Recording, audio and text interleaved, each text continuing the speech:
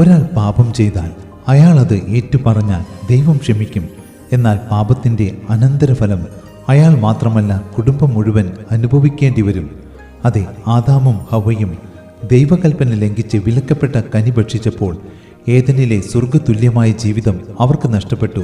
മാത്രമല്ല, അവരുടെ പാപത്തിൻ്റെ അനന്തരഫലങ്ങൾ തലമുറകളും അനുഭവിക്കേണ്ടി വന്നു.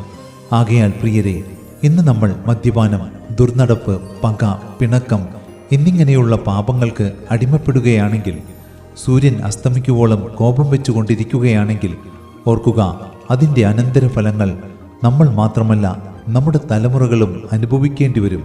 അതുകൊണ്ടാണ് നീയോ ദൈവത്തിൻ്റെ മനുഷ്യനായുള്ളവേ, അത് വിട്ടോടി നീതി, ഭക്തി, വിശ്വാസം, സ്നേഹം, ക്ഷമ, സൗമ്യത എന്നിവയെ പിന്തുടരുക എന്ന് അന്ന് തന്നെ പൗലോസ് നമ്മോട് ആവശ്യപ്പെട്ടത്.